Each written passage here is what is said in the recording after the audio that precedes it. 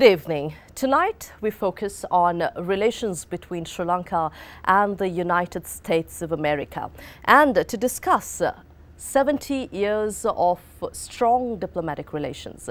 We have with us a U.S. foreign policy personality who has served in the U.S. foreign policy for over 20 years.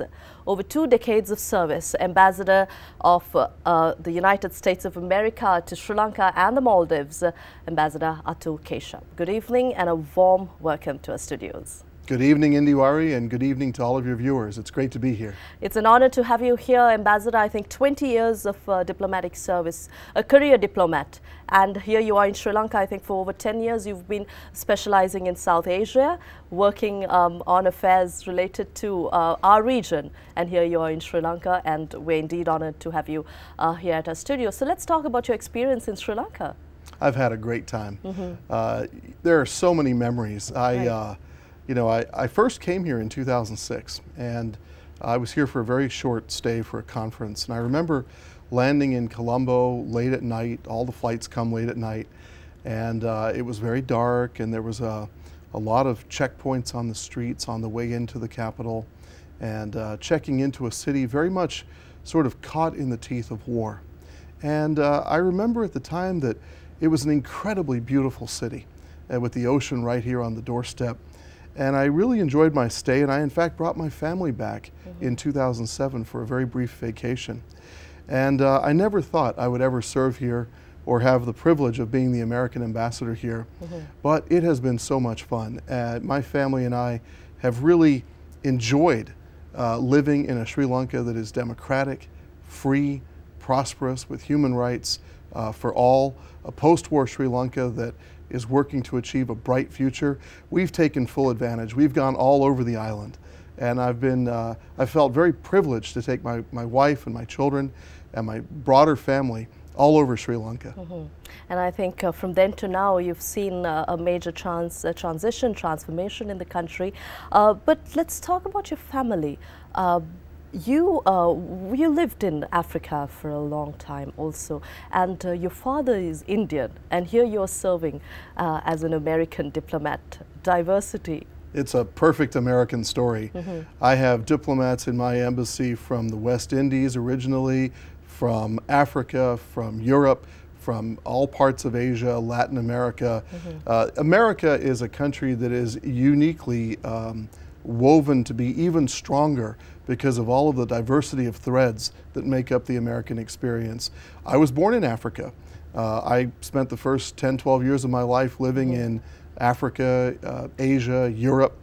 My father was a UN development official.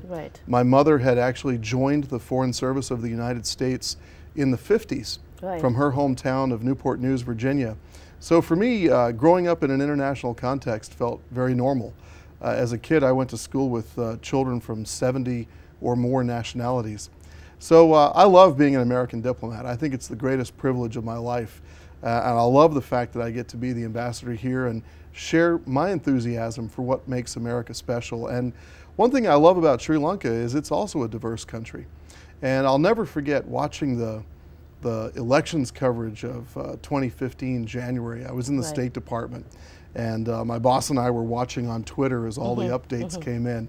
And one thing that really struck me in the days after that was this great feeling among Sri Lankans that the diversity of the country is its strength, that its ethnic tapestry makes it as unique as the United States, and that from that great strength an even brighter future can be forged. So I love all of the opportunities that life has given me to live in different places, and it's been a really interesting career in the State Department. I've served in the Middle East, in Africa, in India as well, and now in Sri Lanka. Good times. But in Sri Lanka, I think very close to India, Asia, you've been able to have a taste of the Asian culture, the South Asian culture specifically. But how do your children enjoy this? For over 20 years, I presume they've been traveling from place to place, from continent to continent. How do they put up with this? What is it for them to live with a diplomat? You'd have to ask them. I think my son would tell you he misses baseball. Because we're Americans, we're not very good at cricket, although he plays a little bit. I've tried. But do you follow cricket here? Yeah, but you know, my problem is I love it. I love when they hit the sixes. I love the fact that, you know, it generally kind of looks like baseball, but I can't quite understand certain things. Sixes I get, fours I get. I will never understand, ever, bowling a duck. I don't get it. Leg before wicket, I can't understand the distinction, but I love the passion. I've been to a couple of cricket matches, thousands of people, so much enthusiasm. Your cricketers are national heroes. They're first, you know, known by their first name. In fact, in the whole South Asian region, that excitement is so compelling. You know, the attractiveness of cricket is exactly what we find in baseball. Team sport, bat, ball, stick, bowler. You know, we kind of get it as Americans, but we respect the passion. Right, I think cricket has been a game that brought the society together, communities together right throughout, even during a 30-year conflict in Sri Lanka. You are a fan of marine life. I mean, you visit, you're very interested in conserving wildlife. Where does this interest come from? Have you been into wildlife conservation since a child, or is that something you developed during your visits to South Asia and maybe Africa? It's a hidden passion, I think, because I grew up in Africa in a country called Zambia, which has suffered enormous depletion of its wildlife treasures over the past 40 years. And when I was a child, I you know, went to national parks just like we do here with the kids. I think the kids will tell you they love traveling around Sri Lanka, to Wilpatu and Galoya, to Yala, of course, Udawalawa. We've been to all the parks and had such a great time. But I did that as a child, and I wanted to impart that to my children. And to answer your earlier question, I want my children to grow up as people who are culturally aware, as people who are culturally fluent, as people who can relate to other people, no matter what the diversity of their background. And part of that is traveling around. And if as part of traveling around we see a few wildlife sanctuaries, biodiversity is so important. We humans, you know, we are the predominant species. If we befoul our oceans, if we cut down all of our forests, if we destroy our wetlands that protect us from floods, what do we do then? What do we do? So I think creating an understanding and an awareness among people about the importance of wildlife conservation, because that also means habitat conservation, and frankly it means conservation of humanity. So I'm really passionate about it, and I respect the fact that Sri Lanka has done so much to protect its national treasures. You have visitors coming from all over the world to appreciate what you have, to contribute to your economy, and if you can sustain that, it'll make you a real leader in this field. Certainly, and I think, Ambassador, you'd be a key resource person for Sri Lanka for advice in terms of mitigating natural disasters, especially with rainfall, landslides, and Sri Lanka seems to be prone to these southwest monsoon disasters. But going forward, I hear you adopted a dog in Sri Lanka. We did. She's lovely. This dog and I, 6 a.m. we go out, walk around the flowers, enjoy the beautiful morning. She's a street dog, and we adopted her from one of the adoption clinics at the Good Market. She's wonderful. She's very sweet-natured. We've had her for over a year now, a little bit over a year. So she's grown up in the family. How old is she now? She's 1 year and maybe 2-3 months. And I have seen the children really become more compassionate as human beings because they have to take care of the dog. And the dog also is such a source of joy, you know, constant joy in the house. So whenever we leave, we're going to take a very precious reminder of our time in Sri Lanka, and we'll cherish her. Certainly, and I think, I mean, from Africa, Asia, you definitely take artifacts and pieces of art to remember your postings there. From Sri Lanka, you have, you call her Princess. No, she is a princess. Her name is Lily. Lily, okay, that's great. From Sri Lanka, you have Lily. Ambassador, I think I'd also like to ask you about the transition from Africa, Asia to Sri Lanka. The cultures are so different, and you said, your children to be culturally literate.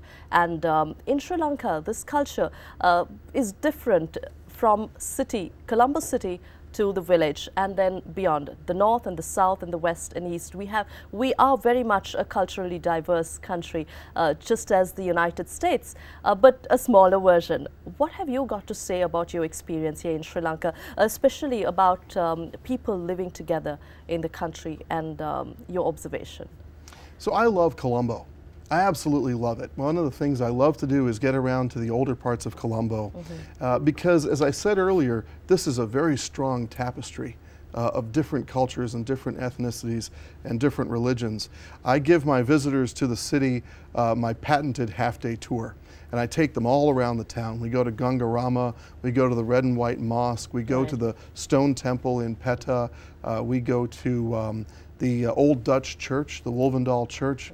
We see the layers of history, the layers of culture, the layers that have contributed to making Colombo one of the most amazing destinations for an urban traveler. This is true not only about the religious sort of harmony of Colombo and the multifaceted nature of the population, it's true of the decency, the basic decency of Sri Lankan people anywhere you go. You know, as I said, we've been all over. I've been to places on the other side of Galoya where you won't see another human being. We've been up into the mountains of the tea estates. Whenever we interact in the villages, we have such a great experience. I think there's that basic respect, harmony, tolerance that is critical to the future of our species, the future happiness of humanity. If Sri Lanka can embark upon a bright vision, a bright future is ahead of it. And that vision has already greatly begun. After the elections of 2015, you know, the U.S. is passionately committed to seeing Sri Lanka's democratic legacy become even stronger because of that decency, because of that diversity. It means a lot to us because we see in you what we like about ourselves, the diversity of our cultures. Okay.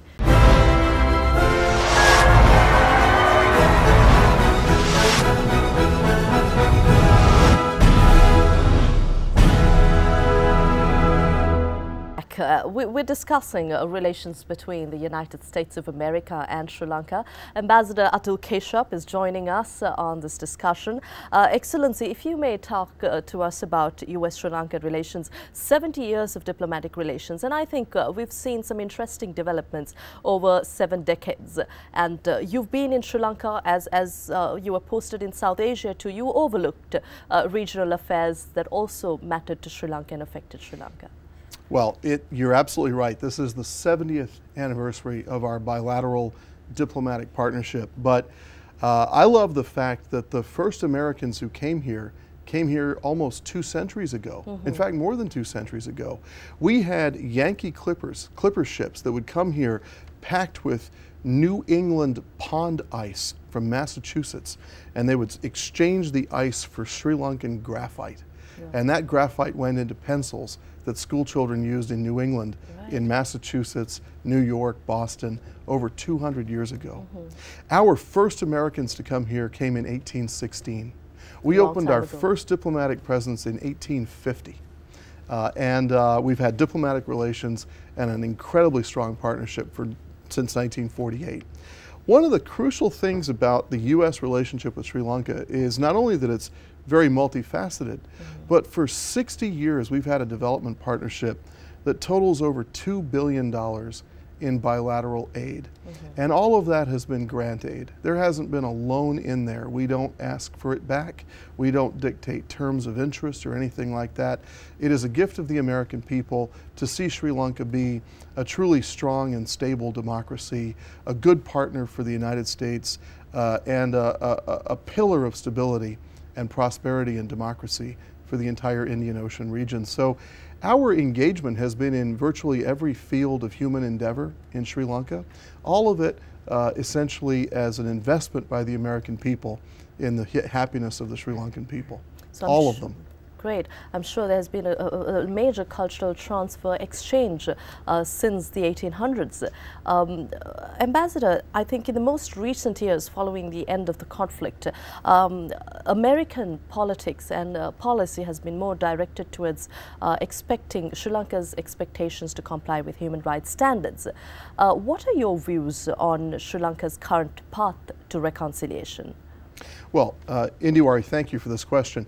I applaud the government for the leadership that they showed in 2015 and again in 2017 in joining hand in hand with the United States and with other well-intended international partners, including the United Nations, to co-sponsor a resolution that talks about the bright vision that the voters of this country have for a reconciled, peaceful, happy Sri Lanka.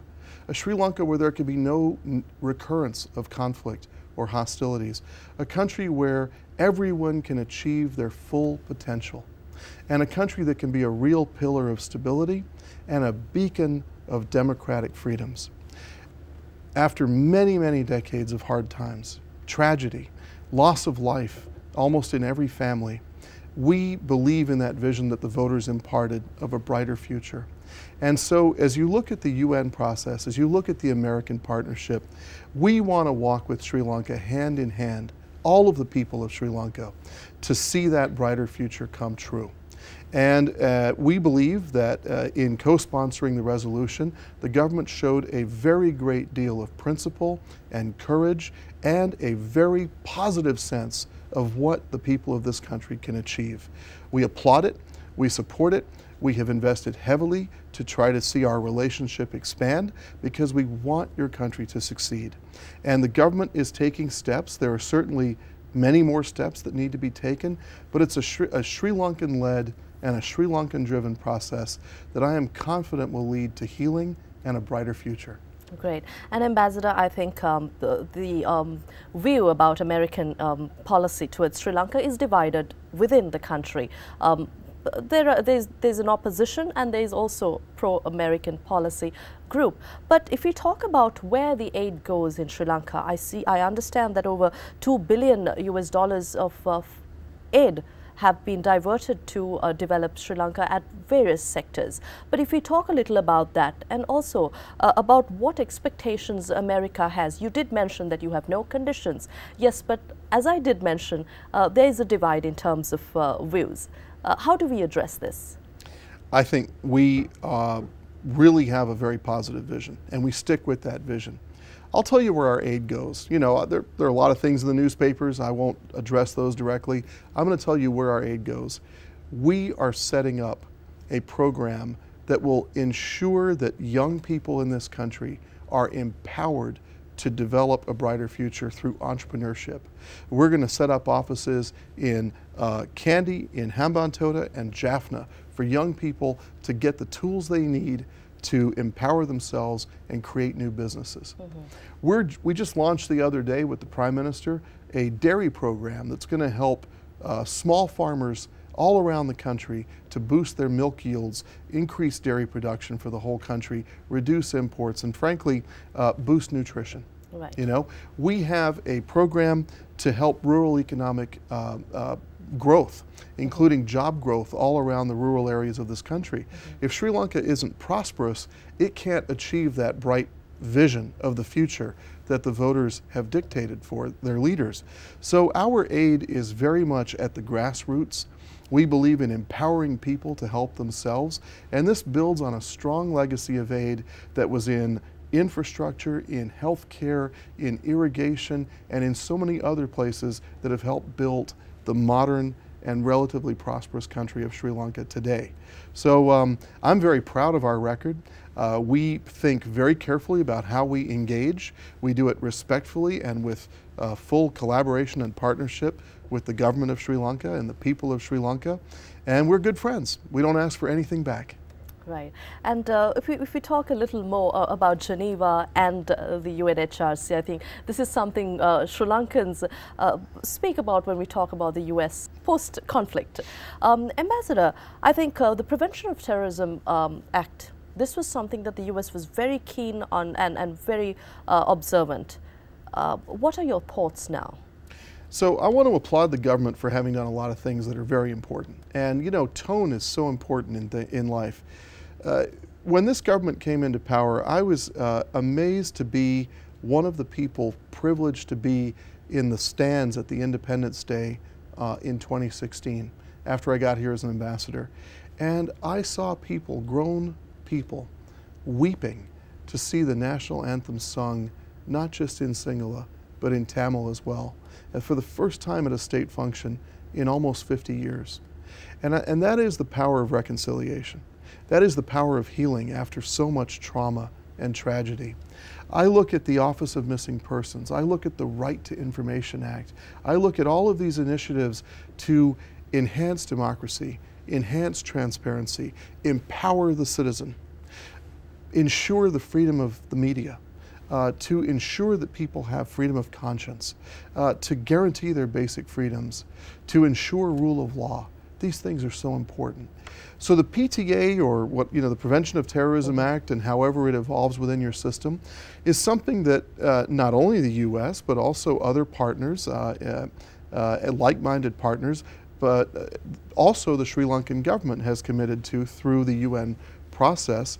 And we do think that as Sri Lanka gets into a post-war phase and solidifies and strengthens its democracy, it is up to Sri Lanka to sort of move along on these things that it's committed to do. We would like to see more steps taken, and we think that as the Geneva framework moves forward, not only will the United States walk hand in hand in full partnership with the people of Sri Lanka, but we are certain that as that happens, there will be a very important and cathartic process of healing that will be good for the people and will take this country to a brighter future.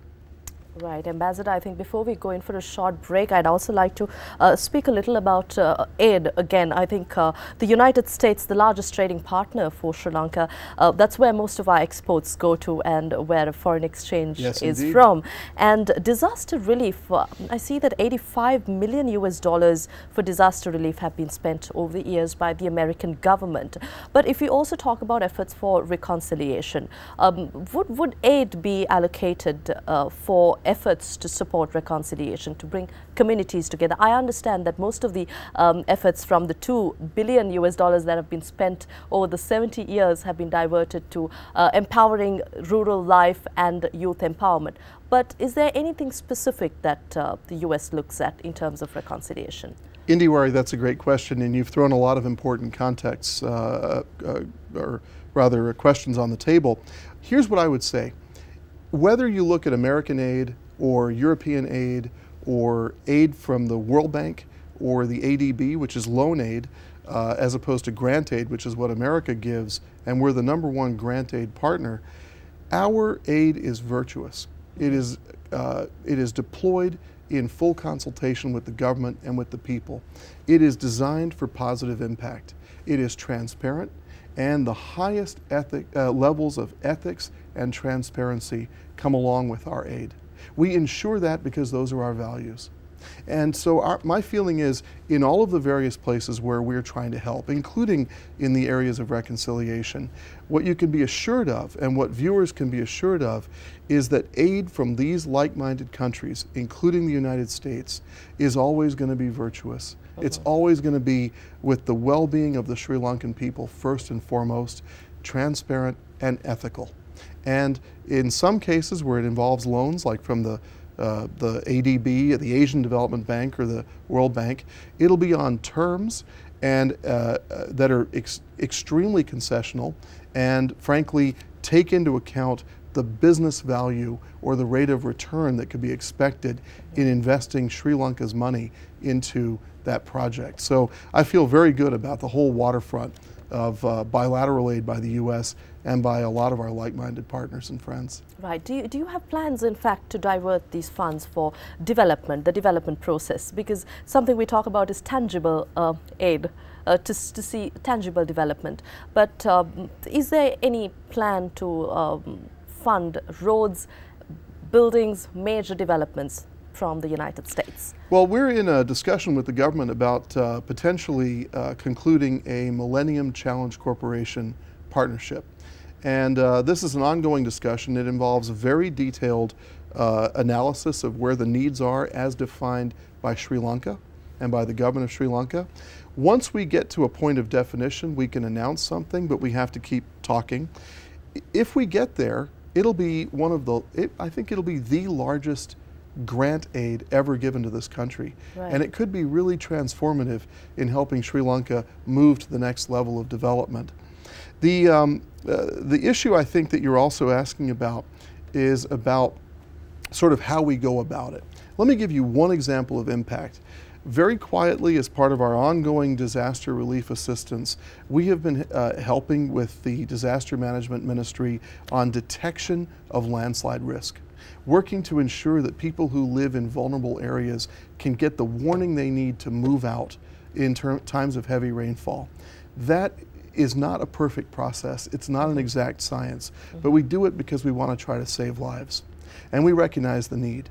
We've also helped with dengue diagnosis in a way that rapidly gives the results so that treatment can begin quickly for those who are actually impacted, and we think that has helped save many lives in Sri Lanka. So we do these things because we think that overall, if Sri Lanka succeeds, becomes a good, stable partner for the world, a democratic beacon, especially after war, the whole world succeeds.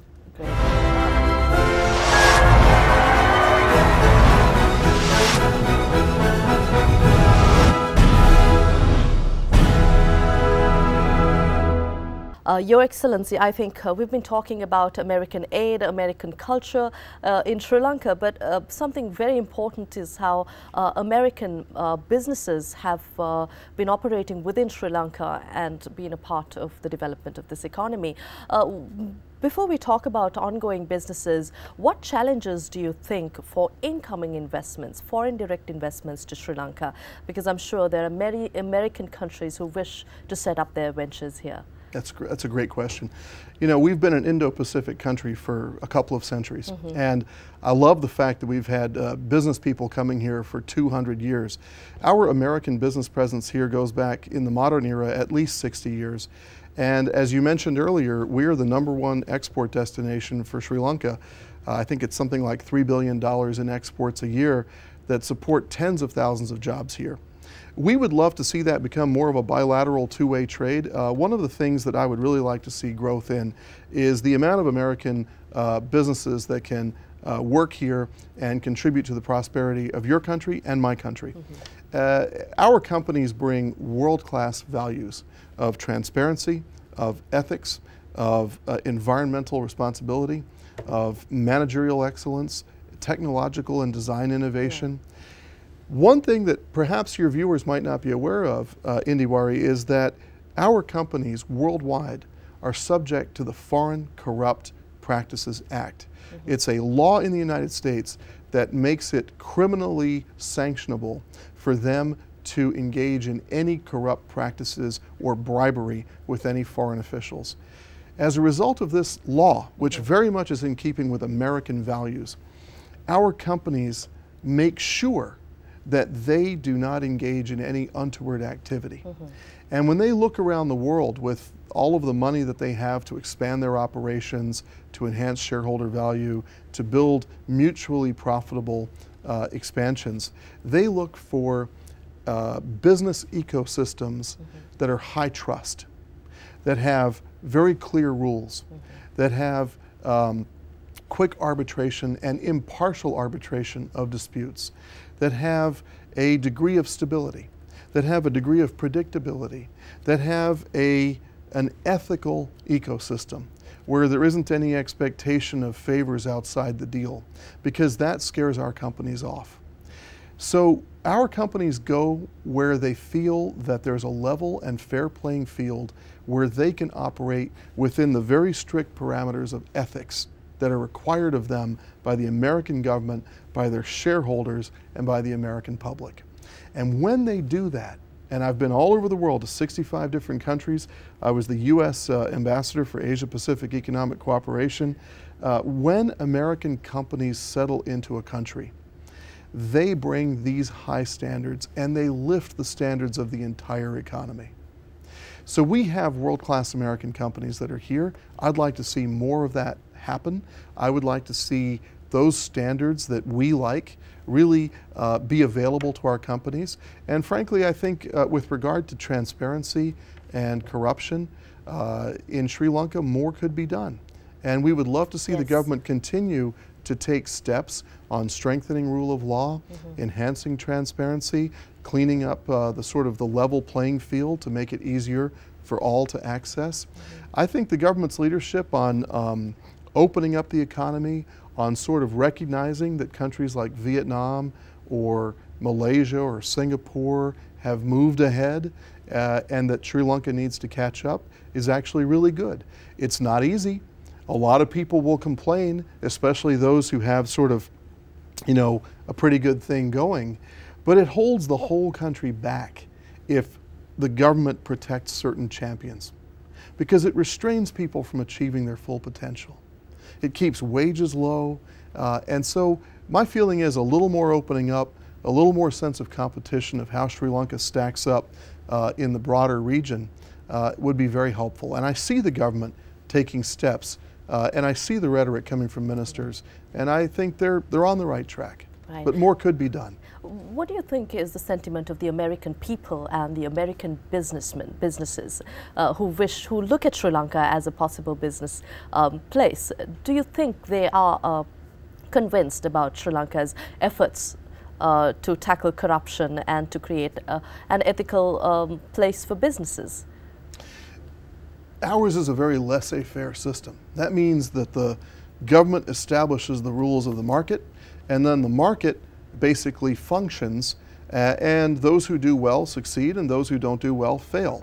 It's a bit of a different philosophy from sort of ensuring that everybody succeeds to some extent. What happens in the American system is that you then have real champions. You look at all these companies like Apple and Microsoft and Google and Facebook, they didn't even exist 15 years ago. Well, Microsoft did. But you see the point that in our system, we create the rules. We create a fairly fair and transparent system, and then the market creates champions based on the value of their work. We would love to see more of that kind of system in countries where we do business, including in Sri Lanka. And all we're asking for is a level playing field. Look, we've been an Indo-Pacific country for a long time. We believe in a free and open Indo-Pacific. We believe in transparent values. We believe in a global operating system that is beneficial to all. I win, you win, everybody wins. The United States government, American taxpayers, even the United States Navy in the sea lanes of the Indian Ocean is helping ensure an open operating system, a global operating system that is accessible to all, fair to all, and ensures the prosperity of all. We believe in peaceful resolution of disputes. We believe in a rules-based order. We believe in a bright future for all of humanity, based on all of us sharing the burden of sustaining this global operating system. That's true of our businesses as well. If they can be part of a transparent and fair system, they do very well. They're world-class competitors. Great. Something you mentioned about IT development. I'd like to ask you, America has been an example for economic development with information technology advancements. But in Sri Lanka, I think we have made great advancement, but we are yet to achieve greater heights. What support does America want to give Sri Lanka in this area? Would American IT businesses would like to engage in ventures in Sri Lanka to set up partnerships? What is the way forward? You know what I've seen in Sri Lanka is that you have world-class graduates from some of your universities in the IT field and computer sciences. You also have a really strong innovation talent pool.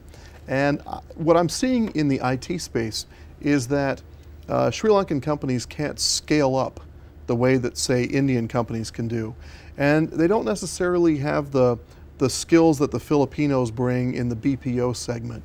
But what Sri Lankan companies are doing, and Sri Lankan computer scientists and engineers, is they're bringing world-class design and construction of applications.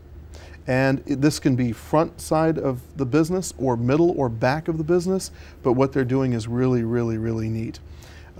There are a good number of American companies that have recognized this. And my appeal to Sri Lanka would be facilitate that. You know, make steps, take steps within your system to help that reputation grow, because it's good for American companies. They have the need. They find it fulfilled here in certain companies. I've certainly given speeches on this where I've said, right, you know, maybe Sri Lanka one day will be known not just for tea, but for IT. That's great. I'm sure we'll be there, but I'm told that's all the time we have. But before we go, I think you've spoke so passionately about Sri Lanka wildlife and the nature here in Sri Lanka. You speak a lot of languages. Have you learned Sinhalese or Tamil? Those are both very difficult languages for me. I know a couple of words. I know Vanakkam, I know Yamu Yamu, which is my favorite expression.